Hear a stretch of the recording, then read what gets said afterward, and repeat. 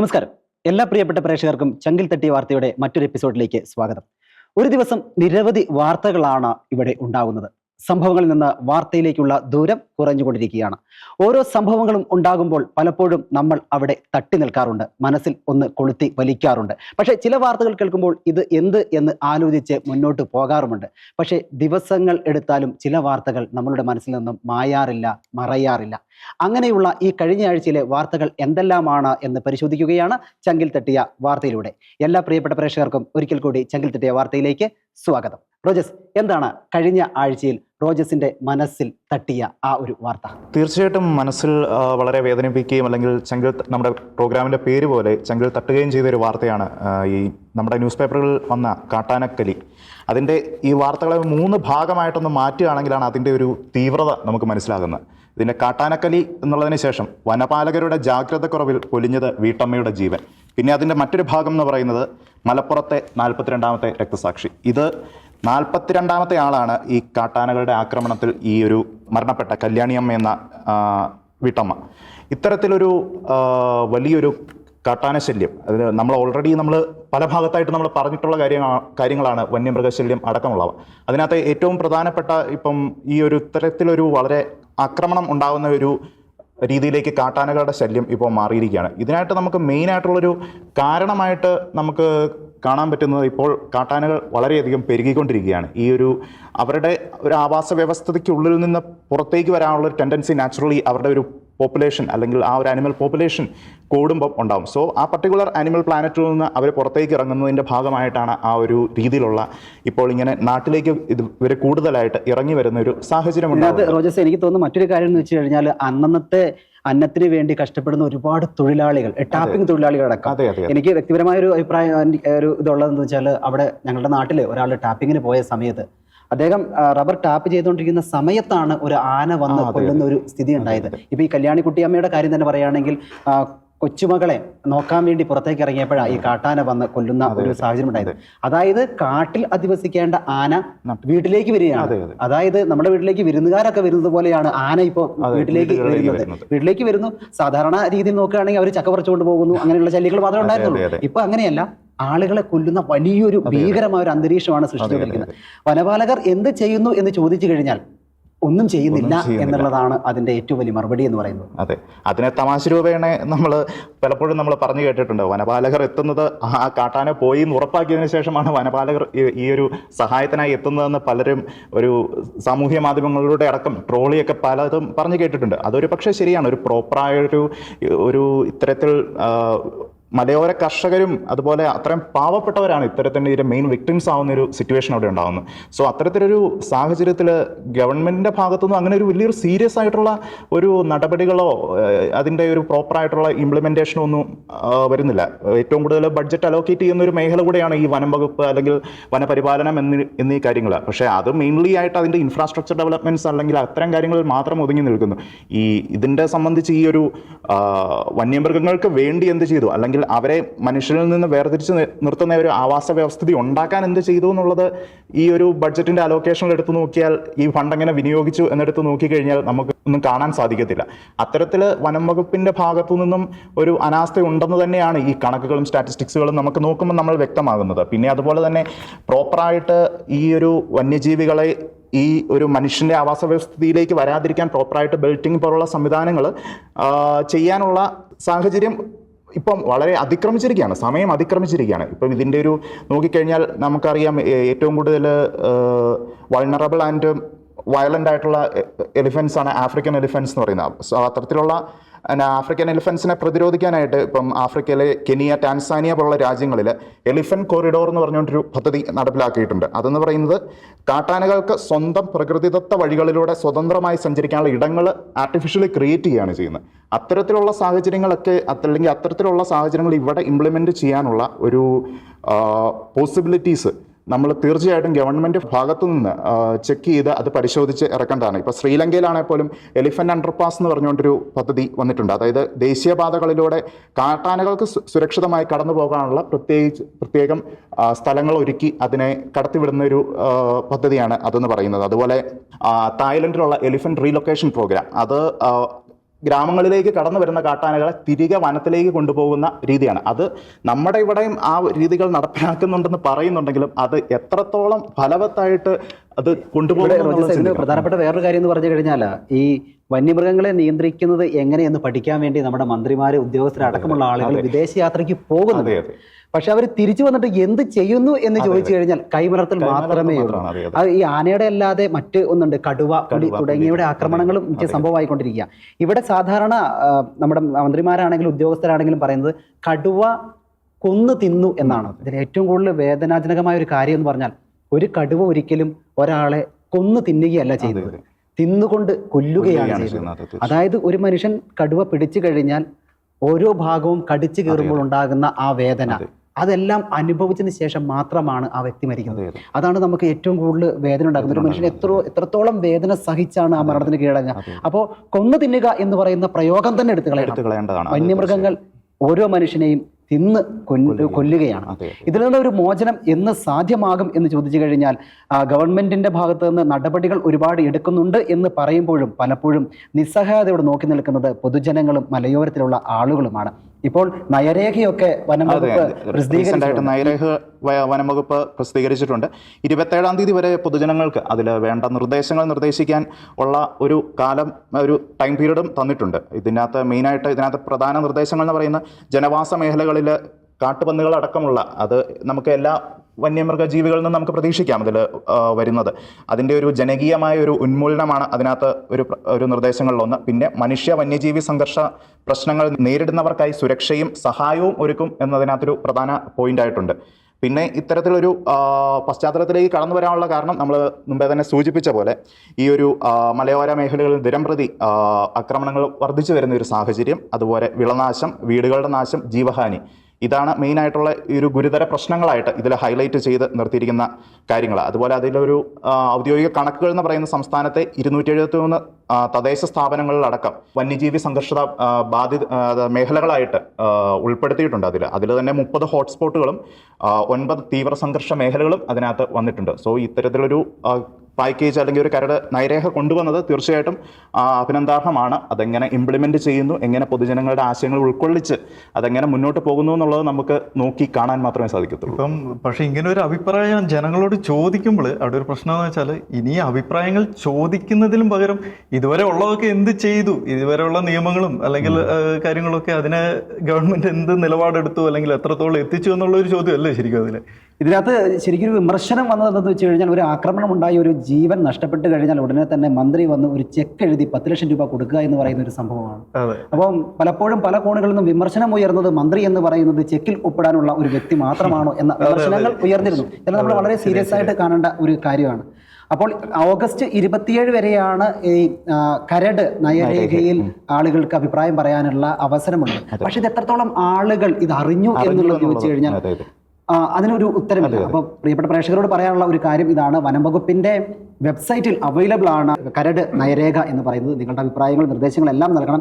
എങ്കിൽ മാത്രമേ ഈ മനുഷ്യ വന്യമൃഗ സംഘർഷങ്ങൾക്ക് ഒരു അറുതി വരുത്താൻ വേണ്ടി കഴിയുകയുള്ളൂ എന്നുള്ളതാണ്. ശരിക്കും ഗവൺമെന്റ് പറയുന്നത് ഇതിനെ വന്യജീവികളെ കൺട്രോൾ ചെയ്യുന്നതിന് ഒരു ലിമിറ്റ് ഉണ്ടെന്നാണ് പറയുന്നത്.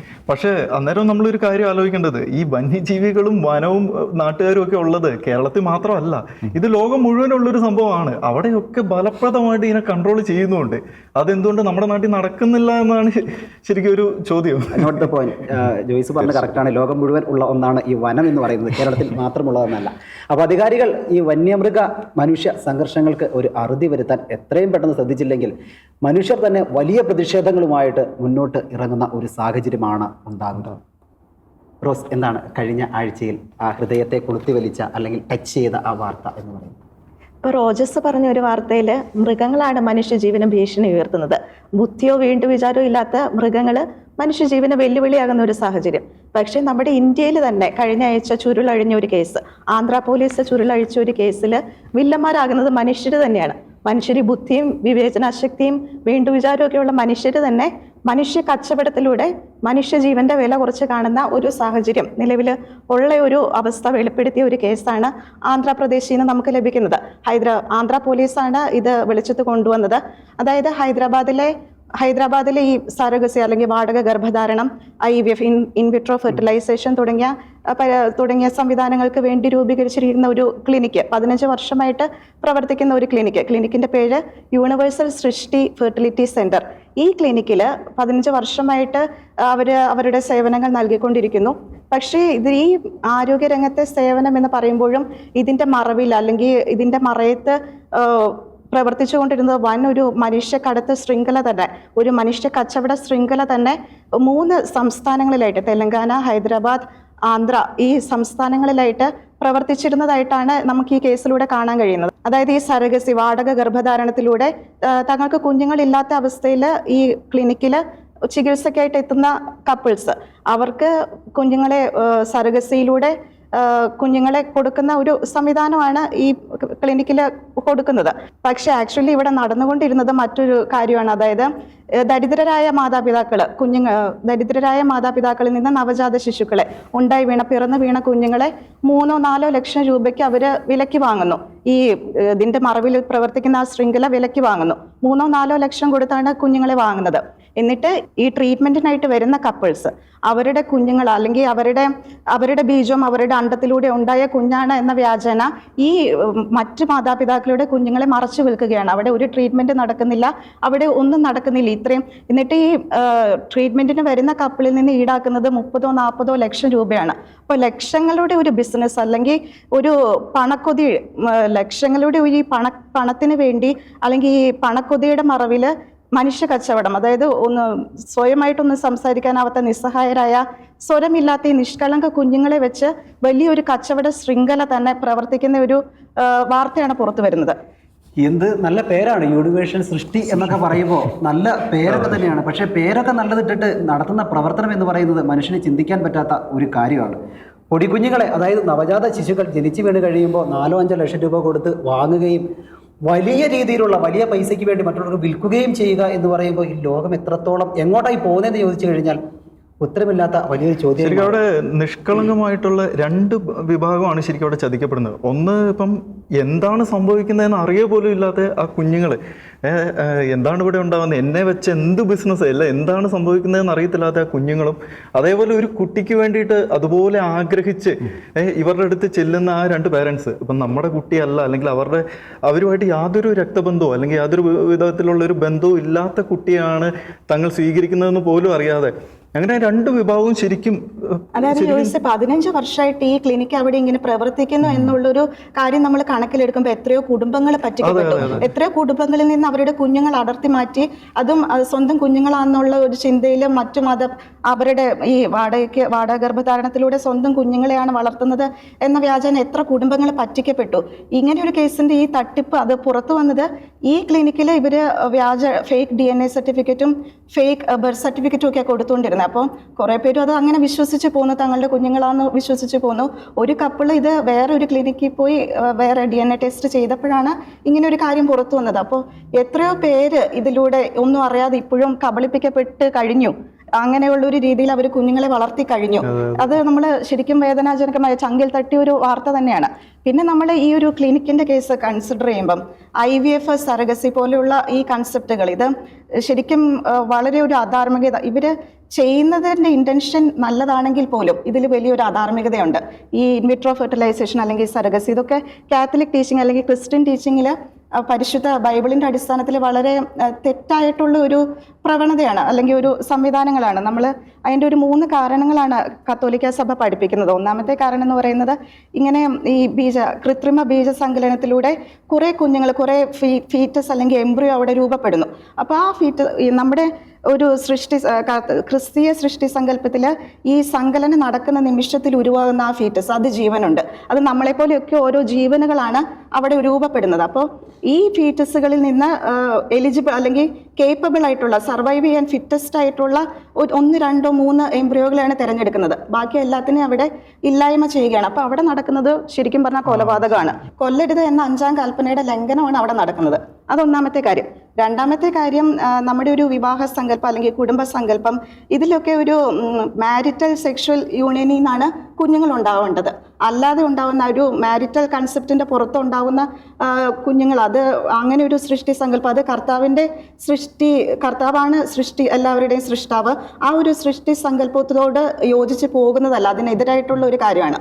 മൂന്നാമത്തെ ഒരു കാര്യം എന്ന് പറയുന്നത്, ഇവിടെ ഈ കുഞ്ഞുങ്ങൾ, ഈ ഉണ്ടായി വീഴുന്ന ഈ ഫീറ്റസുകളെല്ലാം ഒരു കമ്മോഡിറ്റി, അവരൊരു പ്രോഡക്റ്റ് ആയിട്ടാണ് അവർ വീക്ഷിക്കപ്പെടുന്നത്. അവർക്കൊരു മനുഷ്യജീവന്റെ വിലയല്ല, അതൊരു ബിസിനസ്സിനുള്ള ഒരു പ്രോഡക്റ്റ് മാത്രമായിട്ടാണ് അവർ കൺസിഡർ ചെയ്യപ്പെടുന്നത്. അപ്പോൾ അതിൽ നമുക്കറിയാം, പണ്ട് നമ്മുടെ ഇന്ത്യയിൽ പ്രിമിറ്റീവ് കൾച്ചറായിരുന്നു. ഇപ്പം നമ്മൾ ഡെവലപ്ഡ് ആയി എന്നൊക്കെ നമ്മൾ പറയണം. ഈ അടിമ സങ്കല്പമൊക്കെ പണ്ടുണ്ടായിരുന്നു. അതിൽ നമ്മൾ എലിജിബിൾ ആയിട്ടുള്ള അല്ലെങ്കിൽ കേപ്പബിൾ ആയിട്ടുള്ള അടിമകളെ അവർ അസുഖം വന്നാൽ അല്ലെങ്കിൽ രോഗം വന്നാൽ ഈ അടിമകൾക്ക് പിന്നെ അവർ സർവൈവ് ചെയ്യില്ല, അവരെ കൊണ്ട് ആവശ്യമില്ല എന്ന് വരുമ്പോൾ അവരെ ഇല്ലാതാക്കി കളയുന്ന ഒരു നിയമവും അങ്ങനെ ഒരു കാര്യമൊക്കെ ഇന്ത്യയിലുണ്ടായിരുന്നു പണ്ട്, ഈ അടിമകൾ ഉണ്ടായിരുന്ന ഒരു കാലത്ത്. പക്ഷെ ആ ഒരു പ്രിമിറ്റീവ് ഫോം ഇപ്പോൾ വേറൊരു ഫോമിലേക്ക് മാറിയെന്ന് മാത്രമേ ഉള്ളൂ. നമ്മൾ ഇത്രയും അടിമകളും മനുഷ്യരായിരുന്നു, അതുപോലെ തന്നെ ഈ ഉണ്ടായി വീഴുന്ന ഈ ഫീറ്റസുകളൊക്കെ മനുഷ്യരാണ്. അതിൽ നിന്ന് നല്ലത് സെലക്ട് ചെയ്ത് ബാക്കിയുള്ളതിനെ ഇല്ലാതാക്കുന്നത്, അത് ശരിക്കും ആ പ്രിമിറ്റീവ് കൾച്ചർ തന്നെയാണ് ഇപ്പോൾ വേറൊരു ഫോമിൽ നമ്മുടെ ഈ മോഡേൺ സൊസൈറ്റിയിൽ നിലനിൽക്കുന്നത്. ചുരുക്കി പറഞ്ഞ ഒരു ഇറച്ചി കച്ചവടമാണ് നടക്കുന്നത്. തീർച്ചയായിട്ടും മനുഷ്യർ എന്ന് പറയുന്നത് വല്ലാത്തൊരു വിൽപ്പന ചരക്ക് മാത്രമായി മാറിക്കൊണ്ടിരിക്കുകയാണ്. നേരത്തെ റോസ് പറഞ്ഞ പോലെ അടിമത്വവും അടിമ കച്ചവടവും ഒക്കെ ഉണ്ടായിരുന്നെങ്കിലും അന്ന് ഈ നവജാത ശിശുക്കളെ എത്രത്തോളം വിറ്റിരുന്നു എന്ന് പറയാൻ കഴിയില്ല. ഇപ്പോൾ വലിയ വികസനമൊക്കെ നമ്മൾ പലപ്പോഴും പറയുമെങ്കിലും, നമ്മൾ വലിയ ആളുകളായി എന്നൊക്കെ പറയുമ്പോഴും കുഞ്ഞുങ്ങളെ വരെ തൂക്കി വിൽക്കുന്ന ഒരു കാലഘട്ടത്തിലേക്ക് വരിക എന്ന് പറഞ്ഞാൽ മനുഷ്യത്വം എന്ന് പറയുന്നത് എവിടേക്ക് എത്തി എന്ന് ചിന്തിക്കേണ്ട, വളരെ ഏറെ ചിന്തിക്കേണ്ട ഒരു സമയത്തിലേക്കാണ് നമ്മളിപ്പോൾ വന്നുകൊണ്ടിരിക്കുന്നത്. അത് മാത്രമല്ല, ഈ ഒരു സംഭവം പുറത്ത് വന്നല്ലോ, ഇനിയും എത്ര പുറത്ത് വരുമെന്ന് നമ്മൾ കാത്തിരുന്ന് കാണേണ്ട ഒരു കേസാണ്. എത്ര പേര് ഇതുപോലൊരു പ്രശ്നം കൊണ്ട് വരും എന്നുള്ളത്. അതിനെതിരെ ഇനി ഗവൺമെന്റ് അടക്കമുള്ളവർ ഇനി എന്ത് നിലപാടെടുക്കുമെന്നുള്ളതാണ് ശരിക്കും നമ്മൾ. തീർച്ചയായിട്ടും അതിനോട് ഒരു കാര്യം കൂടെ ആഡ് ചെയ്യാം. ഇതെനിക്ക് തോന്നുന്നു ഒരു ടിപ്പ് ഓഫ് ആൻ ഐസ്ബർഗ് മാത്രമാണ്. കാരണം ആന്ധ്രാപ്രദേശ് പോലുള്ള അത്രയും വലിയൊരു സംസ്ഥാനത്ത് ഒരു ക്ലിനിക്കാണ് ഈ വന്നിരിക്കുന്നത്. ഇന്ത്യയിലെ ഇതിലും പോപ്പുലേഷൻ ഡെൻസിറ്റിയും ഇത്തരത്തിലുള്ള വലിയ ഇൻഫ്രാസ്ട്രക്ചർ ഡെവലപ്മെൻറ്റും ഉള്ള എത്രയോ സ്റ്റേറ്റുകൾ വേറെയുണ്ട്. ഇവിടെയൊക്കെ ഇത് ഇത്തരത്തിലുള്ള ഇൻവെസ്റ്റിഗേഷൻ പോയി കഴിഞ്ഞാൽ ഇതുപോലെയുള്ള ഒരു വലിയൊരു ഇത് പുറത്തേക്ക് കൊണ്ടുവരാൻ പറ്റത്തുള്ളൂ. എന്തുതരം മാഫിയകളാണ് ഇതിന് പുറകിൽ, അല്ലെങ്കിൽ എന്തുതരം കാർട്ടലുകളാണ് ഇതിന് പുറകിലുള്ളതെന്നുള്ളതിന്റെ ഡാറ്റാസ് മുഴുവൻ പുറത്തു കൊണ്ടുവരാൻ സാധിക്കത്തുള്ളൂ. ഇതൊരു തട്ടിപ്പ് എന്ന് പറഞ്ഞ രീതിയിൽ നമുക്ക് തള്ളിക്കളയാൻ കഴിയില്ല. കാരണം ഇതൊരു ക്രിമിനൽ കുറ്റമാണ്. തീർച്ചയായിട്ടും ഇതുപോലെയുള്ള ക്രിമിനലുകളെ തുറങ്കിലടക്കി തന്നെയാണ് വേണ്ടത്. അല്ലെങ്കിൽ ഈ രാജ്യം അല്ലെങ്കിൽ നമ്മുടെ സമൂഹം എന്ന് പറയുന്നത് പോകുന്നത് വല്ലാത്തൊരു അധപ്പതനത്തിലേക്ക് മാത്രമായിരിക്കും എന്നുള്ളതാണ് ഇതെല്ലാം സൂചിപ്പിക്കുന്നത്.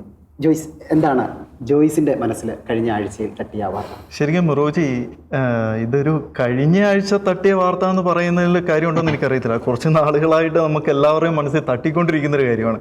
ശരിക്കും ഇസ്രായേലും ഹമാസും അല്ലെങ്കിൽ ഗാസയും ഇസ്രായേലും തമ്മിലുള്ള ഒരു പ്രശ്നം, അത് ശരിക്കും ഇസ്രായേലും ആ ഒരു രണ്ട് സമൂഹം തമ്മിലുള്ള ഒരു പ്രശ്നമായി മാത്രം ആണിപ്പം നമ്മൾ പ്രൊജക്റ്റ് ചെയ്ത് ലോകം മുഴുവൻ കാണിക്കുന്നത്. അപ്പോൾ അതിലുള്ള കുറച്ച് നമ്മൾ പുറകോട്ട് ചിന്തിക്കുകയാണെങ്കിൽ, ഈ പ്രശ്നം ഉണ്ടായ കാലം തൊട്ട് നോക്കുകയാണെങ്കിൽ ബ്രിട്ടീഷിൻ്റെ സപ്പോർട്ടോടുകൂടി അവിടെ ഒരു രണ്ട് രാഷ്ട്രം വരുന്ന ആ ഒരു സമയം തൊട്ടാണ് ഈ പ്രശ്നങ്ങളൊക്കെ തുടങ്ങിയത്. അപ്പം അന്ന് പാലസ്തീൻ എന്നുള്ളൊരു രാഷ്ട്രം മാത്രം മതി, ഇസ്രായേൽ എന്നൊരു സമൂഹമേ വേണ്ട എന്നുള്ളൊരു നിലപാടെടുത്തതുകൊണ്ട് അവിടെ ഒരു രണ്ട് രാഷ്ട്രം എന്നുള്ളൊരു സംഭവം വന്നിട്ടില്ല. അപ്പം ഇസ്രായേൽ ഓട്ടോമാറ്റിക്കലി, ഇപ്പം ഇന്ത്യയും പാകിസ്ഥാനും നോക്കുകയാണെങ്കിൽ പോലും ഓട്ടോമാറ്റിക്കലി ആ ഒരു രണ്ട് സമൂഹത്തിൽ അല്ലെങ്കിൽ ഒരു സമൂഹത്തിൽ രണ്ട് തർക്കം വന്നു കഴിയുമ്പോൾ ഓട്ടോമാറ്റിക്കലി അവിടെ ഒരു ഡിവിഷൻ ഉണ്ടാവുകയാണ് സാധാരണ നടക്കാറ്. അപ്പം അങ്ങനെ ഒരു സംഭവം ഉണ്ടാവുകയായിരുന്നെങ്കിൽ ഇന്നത്തെ ഈ പ്രശ്നങ്ങൾക്കൊക്കെ ഒരു പരിധി വരെ ഒരു സമാധാനം ഉണ്ടാകാൻ ഒരു ചാൻസ് ഇല്ലായിരുന്നു എന്ന് എനിക്ക് പലപ്പോഴും തോന്നിയിട്ടുണ്ട്. അപ്പോൾ ഇപ്പോൾ ഈ പുറത്ത് വന്ന ഒരു ന്യൂസ് അനുസരിച്ച് ഗതികെട്ട അവസാനം ഹമാസ് വെടിനിർത്തലിന് സമ്മതിച്ചിട്ടുണ്ട്.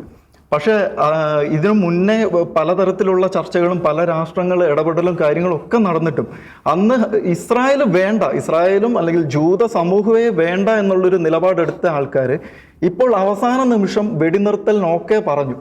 പക്ഷേ ഇനി ഒരു ഒക്ടോബർ 7 ആവർത്തിക്കാൻ പാടില്ല. അത് ഇസ്രായേലിന്റെ സുരക്ഷയെ ബാധിക്കാതിരിക്കാൻ വേണ്ടിയിട്ട്. അതായത് നമുക്കറിയാം, ഇസ്രായേൽ എന്ന് പറയുന്നത് ലോകത്തിലെ ഒരു വലിയ ശക്തി തന്നെയാണ് ശരിക്കും.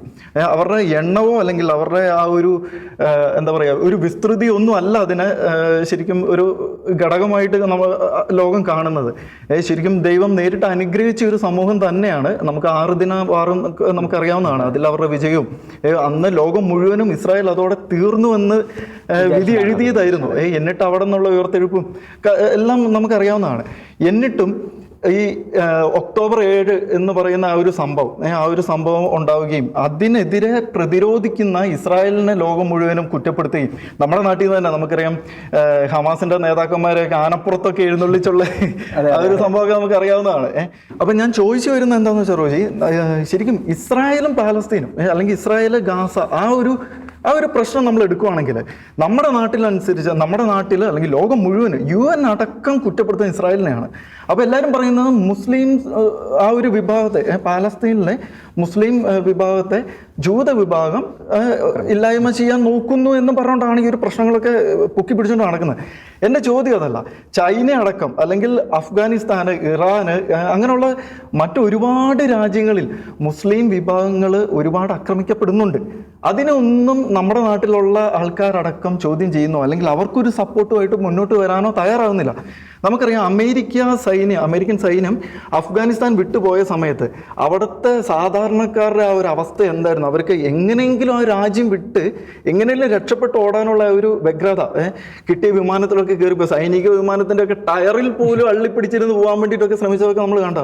അവർക്കെതിരെ പോലും അല്ലെങ്കിൽ അതുപോലെ ബുദ്ധിമുട്ട് അനുഭവിക്കുന്ന മുസ്ലിം ജനതയ്ക്ക് വേണ്ടിയിട്ട് ഈ ഗാസയിൽ ഉയർത്തുന്ന ശബ്ദത്തിൻ്റെ പകുതി അല്ലെങ്കിൽ 1/3 പോലും അവിടെ ഉയർത്തുന്നതായിട്ട് നമ്മുടെ നാട്ടിലുള്ളവരായിക്കോട്ടെ, ലോകത്തിലുള്ളവരായിക്കോട്ടെ, വേറെ ഒരു ജനതയും ഒരു ലോകത്തുള്ള ആൾക്കാരും അതിനെതിരെ ഉയർത്തുന്നതായിട്ട് കണ്ടിട്ടില്ല. അപ്പോൾ ഇത് ശരിക്കും ഒരു ജൂത സമൂഹത്തെ അല്ലെങ്കിൽ ഇസ്രായേലിനെ ശരിക്കും ടാർഗറ്റ് ചെയ്തിട്ടുള്ള ഒരു സംഭവമല്ലേ, ഈ ഒരു അജണ്ടയല്ലേ ഈ നടക്കുന്നതെന്ന് ശരിക്കും ആലോചിച്ചിട്ടുണ്ട്. ജോയ്സ് ഇപ്പോൾ പറഞ്ഞൊരു പോയിന്റ്, ഇസ്രായേല് ഈ മുസ്ലിംസ് അല്ലെങ്കിൽ ഗാസയിലെ ഇസ്ലാമിക വിഭാഗത്തിനെതിരെയുള്ള ഒരു യുദ്ധത്തിലാണെന്നാണ് എല്ലാവരും പറഞ്ഞു പരത്തുന്ന ഒരു കാര്യം എന്ന് പറയാം. നമ്മൾ ഇസ്രായേലിന്റെയും ഗാസയുടെയും ഒരു പോപ്പുലേഷൻ എടുക്കുകയാണെങ്കിൽ ഇസ്രായേലിൽ യഹൂദരുണ്ട്, ക്രൈസ്തവരുണ്ട്, ഇസ്ലാം മതസ്ഥരുണ്ട്, എല്ലാ മതസ്ഥരും ഉണ്ട്. അതായത് ഇസ്രായേൽ IDF പോലും ഈ അറബ് വംശജരുണ്ട്. പക്ഷെ ഗാസയിൽ എടുക്കുകയാണെങ്കിൽ ഒരു യഹൂദൻ പോലും ഗാസയിലില്ല, ക്രൈസ്തവരില്ല. അപ്പൊ എല്ലാ വിഭാഗങ്ങളെയും ഉൾക്കൊണ്ട എല്ലാ വിഭാഗങ്ങളും ഒരുമയോടെ വാഴുന്ന ഒരു രാജ്യമാണ് ഇസ്രായേൽ. അതുപോലെ വേറൊരു കാര്യമുണ്ട്, ഇപ്പോൾ എല്ലാവരും പറയുന്നുണ്ട്, അതായത് ഈ ഒക്ടോബർ 7 പ്രശ്നം എല്ലാം കഴിഞ്ഞപ്പോൾ എല്ലാവരും പറയുന്നുണ്ട് ഇസ്രായേൽ ഗാസയിൽ അധിനിവേശം നടത്തുന്നതെന്ന് പറയട്ടെ. പക്ഷെ അവിടെ വേറൊരു കാര്യം കൊണ്ട് ചിന്തിക്കേണ്ടതുണ്ട്. അന്ന് ആദ്യത്തെ കാര്യം എന്നാ വെച്ചിട്ടുണ്ടെങ്കിൽ 2 രാഷ്ട്രമെന്ന ഉള്ള ഒരു തീരുമാനം അന്ന് വരുന്ന സമയത്ത് അന്ന് പാലസ്തീന് അല്ലെങ്കിൽ ഇസ്രായേൽ എന്നുള്ള രാജ്യം വന്ന സമയത്ത് ഇസ്രായേൽ ഒക്കെ പറഞ്ഞതാണ്, ഇസ്രായേലിന് സമ്മതമായിരുന്നു. അതായത് ഞങ്ങൾക്കൊരു സമൂഹത്തിന് ജീവിക്കാനുള്ളൊരു സ്ഥലം മതി, ഞങ്ങൾ പ്രശ്നത്തിനില്ല എന്നുള്ളൊരു നിലപാടെടുത്ത ഒരു രാജ്യമായിരുന്നു ഇസ്രായേൽ. പാലസ്തീൻ അന്നത് സമ്മതിച്ചില്ല. അതുപോലെ തന്നെ 2005 ഇസ്രായേലിൻ്റെ കുറച്ച് സെറ്റിൽമെൻറ്റുകൾ ഗാസയിൽ ഉണ്ടായിരുന്നത് പൂർണ്ണമായിട്ടും ബലം പ്രയോഗിച്ച് ഇസ്രായേൽ അവിടെ നിന്ന് ഒഴിപ്പിച്ച് ജൂതന്മാരെ തന്നെ, അതായത് നമ്മുടെ സ്വന്തം ആൾക്കാരെ തന്നെ നമ്മൾ തന്നെ ഒഴിപ്പിച്ച് അല്ലെങ്കിൽ ഇസ്രായേൽ തന്നെ ഒഴിപ്പിച്ച് ആ സ്ഥലം പൂർണ്ണമായിട്ടും പാലസ്തീന് വിട്ടുകൊടുത്ത് അവിടുത്തെ സെറ്റിൽമെൻറ്റുകളും കുഴിമാടങ്ങൾ പോലും കുഴിച്ച് അവരുടെ അസ്ഥികൾ പോലും വാരിക്കൊണ്ട് ഇസ്രായേലിലേക്ക് വന്ന ഒരു സമൂഹമാണ് ഇസ്രായേൽ. എന്നിട്ടും ഇസ്രായേലിനെതിരെ ആക്രമണങ്ങൾ കൊണ്ട് വന്നു കഴിഞ്ഞപ്പോഴാണ് ഇസ്രായേൽ തിരിച്ചടിച്ചത്. ഇതൊന്നും ആരും പക്ഷേ തിരിച്ചടി എന്ന് മാത്രം പറഞ്ഞ് നമ്മൾ ഒഴിവാക്കാൻ പാടില്ല. ഒരു പ്രതിരോധമായിരുന്നു. ആ പ്രതിരോധത്തിൽ ഊന്നിയുള്ള ഒരു ആക്രമണ പരമ്പര അവിടെ നടന്നു കഴിഞ്ഞപ്പോൾ പലപ്പോഴും ഇതിനെ തിരിതിരിക്കുകയാണ് ഉണ്ടായത്. അതെ, ഈ പ്രതിരോധം എന്ന് പറയുന്നത് ഒരു രാഷ്ട്രത്തെ സംബന്ധിച്ചിടത്തോളം പ്രതിരോധിക്കുക എന്നുള്ളത് സ്വന്തം പൗരന്മാരെ സംരക്ഷിക്കുക എന്നുള്ളത് ആ രാഷ്ട്രത്തിന്റെ ഒരു കടമയാണ്. ഉദാഹരണത്തിന് ഇപ്പോൾ പാകിസ്ഥാനും ഇന്ത്യയും തമ്മിലൊരു യുദ്ധം നടക്കുമെന്ന് വിചാരിക്കുക. ഇപ്പം പാകിസ്ഥാൻ എന്ത് വേണേലും ചെയ്തോട്ടെ, അവരെന്നാ വേണേലും ചെയ്തോട്ടെ, ഇന്ത്യയിൽ എന്തേലും വേണേലും യുദ്ധം നടത്തിക്കോട്ടെ, അല്ലെങ്കിൽ അക്രമം നടത്തിക്കോട്ടെ, സ്ഫോടനങ്ങൾ ഉണ്ടാക്കിക്കോട്ടെ എന്ന് ഇന്ത്യക്ക് പറയാൻ പറ്റത്തില്ല. കാരണം ഇന്ത്യയുടെ ആ ഒരു നേതൃത്വം ജനങ്ങൾക്ക് കൊടുത്തിരിക്കുന്ന ഒരു ഉറപ്പാണ്, ഞങ്ങൾ നിങ്ങളെ സംരക്ഷിച്ചു കൊള്ളാം എന്നുള്ളത്. അതെന്ത് വില കൊടുത്തും ഏത് രാഷ്ട്രമാണെങ്കിലും, അതിപ്പോൾ ഇസ്രായേൽ എന്നല്ല, ഇന്ത്യ എന്നല്ല, ഏത് രാഷ്ട്രമാണെങ്കിലും അതിനെതിരെ നിലപാടെടുക്കും. ഭീകരാക്രമണത്തില് ഭീകരർക്കെതിരെ ഇന്ത്യ തിരിച്ചടിച്ചു. ആ ഒരു കാര്യം തന്നെയാണ് ഇസ്രായേലിൽ അത് ആ ഒരു സ്ഥലത്ത് മാത്രം ഇസ്രായേൽ അല്ലെങ്കിൽ ഹമാസിനെ മാത്രം പ്രൊജക്റ്റ് ചെയ്ത് പൊക്കിപ്പിടിച്ച് നടക്കുന്നത് അത് ഒരു ഉന്മൂലനമാണ്, അല്ലെങ്കിൽ ആ ഒരു രീതിയിലേക്ക് ചർച്ചകൾ കൊണ്ടുപോവുകയും. അതായത് 1948 ഇസ്രായേൽ ഒരു സ്വതന്ത്ര രാഷ്ട്രമായി രൂപപ്പെട്ടത് മുതൽ ഇസ്രായേലിനെതിരെയാണ് ഈ യുദ്ധങ്ങളൊക്കെ. യോം കിപ്പൂർ യുദ്ധമാകട്ടെ, ഈ 6 ദിന യുദ്ധമാകട്ടെ, എല്ലാം പലസ്തീനാണ് തുടങ്ങി വെച്ചത്. അതിനെ ഇസ്രായേൽ പ്രതിരോധിച്ചു. എല്ലാത്തിലും വിജയം ഇസ്രായേലിന് തന്നെയായിരുന്നു. പക്ഷെ തുടങ്ങി വെച്ചത് മുഴുവൻ ഇവരായിരുന്നു. പാലസ്തീൻ എന്നുള്ളതാണ്. അത് ശരിക്കും പാലസ്തീൻ എന്നുള്ളതെന്ന് പറയുമ്പോൾ ശരിക്കും പാലസ്തീനിലും ഒരുപാട് സാധാരണക്കാരൊക്കെ ഉണ്ട്, ശരിയാണ്. പക്ഷേ പാലസ്തീനിൽ പ്രവർത്തിക്കുന്ന തീവ്രവാദ സംഘടനകളാണ് ശരിക്കും ഹമാസ് അല്ലെങ്കിൽ ഹിസ്ബുള്ള, നമ്മുടെ ഇറാന് സപ്പോർട്ട് കൊടുക്കുന്ന ഹിസ്ബുള്ള ഹൂതികളൊക്കെയാണ് ശരിക്കും ഈ പ്രശ്നങ്ങൾ ഉണ്ടാക്കുന്നത്. അവിടെ ശരിക്കും ഈ ഹിസ്ബുള്ളയും ഹൂതികൾ അല്ലെങ്കിൽ ഹമാസ് ഒക്കെ കൊണ്ട് ശരിക്കും കഷ്ടപ്പെടുന്നത് അവിടുത്തെ പാവങ്ങൾ തന്നെയാണ്. അപ്പം ഇസ്രായേൽ ശരിക്കും നടത്തുന്ന ഒരു പ്രതിരോധമാണ്. അത് കൂടാതെ ഈ ഒക്ടോബർ 7 ഈ പ്രശ്നം ഉണ്ടാകുന്നതിന് മുന്നേ വരെ ഈ പാലസ്തീനിലേക്കുള്ള ഫുഡ് സപ്ലൈ അല്ലെങ്കിൽ വെള്ളം സപ്ലൈ ചെയ്തിരുന്നത്, ഇലക്ട്രിസിറ്റി സപ്ലൈ ചെയ്തിരുന്നത് പാലസ്തീനിലെ ജനങ്ങൾക്ക് ഇസ്രായേലിൽ വന്ന് ജോലി ചെയ്ത് അവർക്ക് അന്നുള്ളൊരു വരുമാനം കണ്ടെത്താനുള്ളൊരു സ്രോതസ് കൊടുത്തിരുന്നത് ഇതെല്ലാം ഇസ്രായേലാണ് കൊടുത്തിരുന്നത്. പക്ഷെ അതൊന്നും സമൂഹത്തിലൊരു ചർച്ചയാകുന്നില്ല, അല്ലെങ്കിൽ അങ്ങനെയുള്ള കാര്യങ്ങളൊന്നും യുദ്ധം കഴിഞ്ഞിട്ടും ഉണ്ടായിരുന്നു. അന്നേരം ഇസ്രായേൽ വീണ്ടും ഈ ഒക്ടോബർ 7 പ്രശ്നങ്ങൾ കഴിഞ്ഞ് അതിനെക്കുറിച്ച് കൂടുതലായിട്ട് അന്വേഷണങ്ങളൊക്കെ നടത്തി കഴിഞ്ഞപ്പോൾ പാലസ്തീനിൽ നിന്നും ഇങ്ങനെ ഒരു എനിക്ക് ജീവിക്കാനുള്ള ഒരു വകുപ്പ് കണ്ടുപിടിക്കാൻ വേണ്ടി എന്നുള്ള നിലയിൽ വന്നവരാണ് ഈ അക്രമികൾക്ക് അല്ലെങ്കിൽ തീവ്രവാദ സംഘടനകൾക്ക് ഇതിനുള്ളിലേക്ക് ഇസ്രായേലിൻ്റെ എന്താ പറയുക അതിർത്തികളൊക്കെ പൊളിച്ച് അകത്തേക്ക് കയറാനും ആൾക്കാരെ തട്ടിക്കൊണ്ടു പോകാനൊക്കെയുള്ള വഴി ഒരുക്കിയത് എന്ന് ഇസ്രായേൽ കണ്ടെത്തി, IDF കണ്ടെത്തി. അങ്ങനെ വന്നു കഴിഞ്ഞപ്പോൾ കുറേ പാലസ്തീൻകാരെ ശരിക്കും ജോലിയിൽ നിന്ന് പിരിച്ചുവിടുന്ന ഒരു അവസ്ഥയിലേക്കൊക്കെ വന്നു. അങ്ങനെയാണ് നമ്മൾ ഇന്ത്യക്കാർക്ക് ഒരു മുൻഗണന ആ ഒരു വിഭാഗത്തിൽ വന്നായിരുന്നു. നമുക്ക് ജോലി അവിടെ ലഭിക്കാനുള്ള ഒരു ഇത് വന്നായിരുന്നു. പക്ഷെ അവിടെയും ചിന്തിക്കേണ്ടത് എന്തുകൊണ്ടാണ് ഇങ്ങനൊരു പ്രശ്നമുണ്ടായത്, എന്തുകൊണ്ടാണ് ഇതുപോലുള്ളവർക്ക് ജോലി അല്ലെങ്കിൽ വെള്ളം, ഇലക്ട്രിസിറ്റി പോലുള്ള കാര്യങ്ങൾ ഒരു പ്രതിരോധം എന്നുള്ള നിലയിൽ ഇസ്രായേൽ വേണ്ടാന്ന് വെക്കുന്നത്. ഇപ്പം നമുക്കാണെങ്കിലും ഇന്ത്യയും പാകിസ്ഥാനും ഉള്ള തർക്കത്തിൽ പോലും നമ്മൾ മറ്റേ ജലം തടയുന്ന ഒരു സിന്ധു ജലം തടയുന്ന ഒരു ഇതിലേക്കൊക്കെ വന്നിരുന്നു. അതൊരു യുദ്ധത്തിലുള്ള ഒരു പ്രതിരോധം മാത്രമാണത്. ശരിക്കും നമ്മുടെ രാജ്യത്തിനുള്ളിലെ ആൾക്കാരെ സംരക്ഷിക്കാന്നുള്ളത് അതാ നേതൃത്വത്തിന്റെ ഒരു തീർച്ചയായിട്ടും ഉത്തരവാദിത്വം തന്നെ. രാഷ്ട്രത്തിലെ ജനങ്ങളുടെ ജീവനും സ്വത്തിനും സംരക്ഷണം നൽകുക എന്നുള്ളത് ഏത് ഭരണകൂടത്തിൻ്റെയും ഉത്തരവാദിത്തമാണ്, കടമയാണ്. അതവർ നിർവഹിക്കുക തന്നെ വേണം. അതിന് എതിരെ ഏത് തീവ്രവാദ ശക്തികൾ വന്നാലും അതിനെ പ്രതിരോധിക്കുക വേണം എന്ന് തന്നെയാണ് എല്ലാവരുടെയും അഭിപ്രായം. ഈ കഴിഞ്ഞ ദിവസങ്ങളിൽ എൻ്റെ മനസ്സിൽ ഏറ്റവും കൂടുതൽ ടച്ച് ചെയ്തൊരു വാർത്ത എന്ന് പറയുന്നത് നമ്മുടെ ഗതാഗത കുരുക്ക. ഇപ്പോൾ വീട്ടിൽ നിന്ന് ഒരാൾ ഒരു ദിവസം യാത്ര പുറപ്പെടുകയാണെങ്കിൽ നിരവധി ലക്ഷ്യങ്ങളായിരിക്കും അവരുടെ മനസ്സിലുണ്ടാവുക. അപ്പോൾ ആദ്യമൊക്കെ പ്രാർത്ഥിച്ച് പോവുക, അപകടങ്ങളൊന്നും പറ്റാതെ തിരിച്ച് വീട്ടിലേക്ക് എത്തണേ എന്നുള്ള ഒരു പ്രാർത്ഥനയായിരുന്നു ഉണ്ടായിരുന്നത്. പക്ഷേ ഇപ്പോൾ 2 പ്രാർത്ഥനകളാണ് പ്രധാനമായിട്ടുള്ളത്. ഒന്ന്, ഗതാഗതക്കുരുക്കിലൊന്നും പെടല്ലേ, എവിടെ എത്തണേ. രണ്ടാമത്, തെരുവുനായി ഒന്നും വന്ന് കടിക്കല്ലേ. ഈ 2 കാര്യങ്ങളാണ് നമ്മുടെ കേരളത്തിലൂടെ സഞ്ചരിക്കുമ്പോൾ ഉണ്ടാവുക. കാരണം ഞാൻ നേരത്തെ പറഞ്ഞതുപോലെ തന്നെ ഒരാൾ വീട്ടിൽ നിന്ന് ഇറങ്ങുമ്പോൾ അവർക്ക് ഇൻ്റർവ്യൂ ഉണ്ടാവും. അതായത് ജീവിതത്തിൻ്റെ ഏറ്റവും പ്രധാനപ്പെട്ട ഒരു പോയിന്റിലേക്ക് പോകാനായിരിക്കാം, ഒരു ജോലി എന്ന് പറയുന്ന സംഭവത്തിലേക്ക് പോകാനായിരിക്കാം. 10 മണിക്ക് ചെല്ലണം എന്നാണ് പറഞ്ഞതെങ്കിൽ നമ്മൾ വീട്ടിൽ നിന്ന് 7 മണിക്ക് ഇറങ്ങിയാലും എങ്ങനെയൊക്കെ നമ്മുടെ റോഡിലൂടെ സഞ്ചരിച്ചാലും ദേശീയപാത സഞ്ചരിച്ചാലും 10 മണി എന്ന് പറയുന്നത് ഒരു 2 മണിക്കെങ്കിലും ചെന്നിരിക്കും. അതാണ് ഇപ്പോഴത്തെ ഒരു അവസ്ഥ എന്ന് പറയുന്നത്. അത്രയും രൂക്ഷമായിക്കൊണ്ടിരിക്കുക ഗതാഗത കുരുക്ക് എന്ന് പറയുന്നത്. സുപ്രീം കോടതിയുടെ ഇടപെടലുകൾ ഉണ്ടായെങ്കിൽ പോലും ദേശീയപാത അതോറിറ്റി അതിനെ നെഗ്ലക്റ്റ് ചെയ്യുന്ന ഒരു അവസ്ഥയാണ് ഉണ്ടാകുന്നത്. ഇത് ജനങ്ങളുടെ വലിയൊരു വെല്ലുവിളിയാണ്. കഴിഞ്ഞ ദിവസം ഒരു വാർത്ത കണ്ടത്, ഭാര്യാപിതാവിൻ്റെ മൃതശരീരം സംസ്കരിക്കുന്ന ചടങ്ങിലേക്ക് പോയ ഒരു വ്യക്തിക്ക് മൃതശരീരം സംസ്കരിക്കുന്ന ആ ചടങ്ങിന് എത്തിപ്പെടാൻ കഴിഞ്ഞില്ല. കാരണം ഗതാഗത കുരുക്കായിരുന്നു. അദ്ദേഹം വന്ന് അവിടെ ഒരുപാട് പ്രശ്നങ്ങളുണ്ടാകുന്നു. പ്രശ്നങ്ങൾ ഉണ്ടായി കഴിഞ്ഞാൽ എന്തെങ്കിലും കാര്യമുണ്ടോ? ഇല്ല. അതുപോലെ ഇൻ്റർവ്യൂവിന് പോയ ഒരു പെൺകുട്ടി, ആ പെൺകുട്ടിക്ക് ഇൻ്റർവ്യൂവിന് എത്താൻ കഴിഞ്ഞില്ല. അവർക്ക് ആ ജോലി നഷ്ടപ്പെടുന്ന ഒരു അവസ്ഥയാണ് ഉണ്ടായത്. അങ്ങനെ നിരവധി കാര്യങ്ങളാണ് ഉണ്ടാകുന്നത്. അപ്പോൾ ഈ ഗതാഗത കുരുക്ക് പരിഹാരമില്ലാതെ വലിയൊരു കുരുക്കായി മനുഷ്യൻ്റെ തോളിലും കഴുത്തിലും മുറുകിക്കൊണ്ടിരിക്കുന്ന ഒരു അവസ്ഥയാണ് ഉള്ളത്. ശരിക്കും ഞാൻ നേരിട്ട് കണ്ട ഒരു സംഭവമാണ് റോജി. ഇത് മുടിക്കോട് എന്ന് പറയുന്ന സ്ഥലത്ത്, തൃശ്ശൂർ മുടിക്കോട് എന്ന് പറയുന്ന സ്ഥലത്ത് ഞാൻ റോഡിൽ കൂടെ പോകുന്ന വഴിക്ക് ഒരു ആംബുലൻസ് ബ്ലോക്കിൽ പെട്ട് കിടക്കുകയാണ്. ശരിക്കും എനിക്ക് തോന്നുന്നു ഈ മുടിക്കോട് അതുപോലെ മണ്ണുത്തി ഭാഗത്ത് നല്ല ബ്ലോക്കുള്ള ഒരു സ്ഥലമാണ്. അപ്പം അവിടെ ഒരു ആംബുലൻസ് ബ്ലോക്കിൽ പെട്ട് കിടക്കുകയാണ്. അവിടെ ഉണ്ടായിരുന്ന ഓട്ടോ തൊഴിലാളികളും അവിടെ ഉണ്ടായിരുന്ന നാട്ടുകാരും അല്ല ഇതെങ്ങനെയും ഒന്ന് കടത്തിവിടാൻ നോക്കുന്നുണ്ട്. പോലീസ് പോലും അവിടെ വന്നിട്ട് ഇതെങ്ങനെയും ഒന്ന് കൊണ്ടുപോകാൻ വേണ്ടി നോക്കുന്നുണ്ട്. പക്ഷെ ആർക്കൊന്നും ചെയ്യാൻ പറ്റുന്നില്ല. കാരണം ഒരു 2 വണ്ടി കടന്നു കഴിയുമ്പോൾ പിന്നെ ഇത് തന്നെയാണ് അവസ്ഥ. അപ്പം ഇങ്ങനെ ഒരു തീരാത്ത ഒരു, എത്ര നമ്മൾ ജനങ്ങൾ എത്ര പരിശ്രമിച്ചാലും ഒരു ഉത്തരം കിട്ടാത്ത, അല്ലെങ്കിൽ ഒരു സൊല്യൂഷൻ കാണാത്ത ഒരു പ്രശ്നമാണിത്. ഇതിനെതിരെ ഇതുവരെ ഗവൺമെന്റിന്റെ ഭാഗത്തുനിന്ന് എന്തൊക്കെ നടപടികൾ ഉണ്ടായിട്ടുണ്ട്?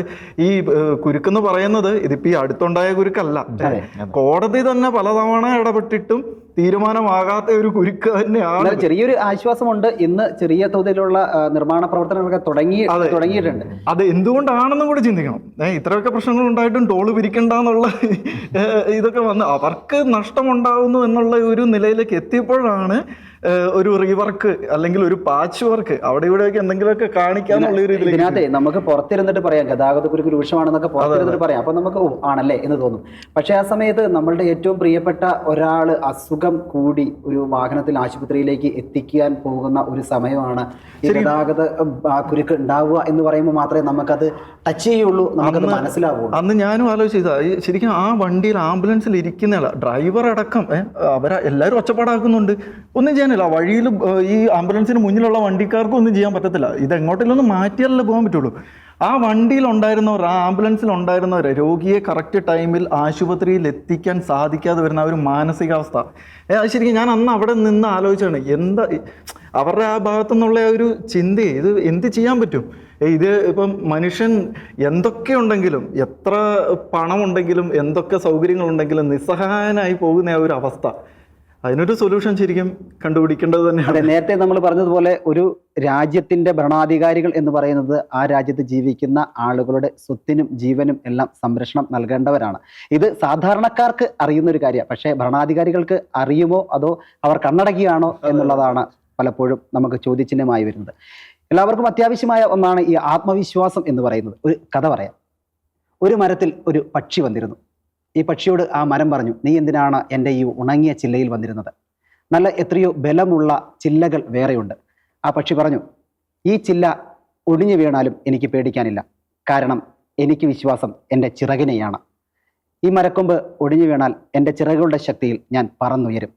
ആത്മവിശ്വാസം എന്ന് പറയുന്നത് വിജയത്തിലേക്കുള്ള ഒരു മുന്നോടിയാണ്, ചവിട്ടുപടിയാണ്. പക്ഷേ അമിതമായ ആത്മവിശ്വാസം കൊണ്ടെത്തിക്കുന്നത് വലിയ പതനത്തിലേക്കായിരിക്കും. ഈ ആഴ്ചയിലെ ചങ്കിൽ തെറ്റിയ വാർത്ത ഇവിടെ പൂർണ്ണമാവുന്നു. എല്ലാ പ്രിയപ്പെട്ട പ്രേക്ഷകർക്കും നന്ദി.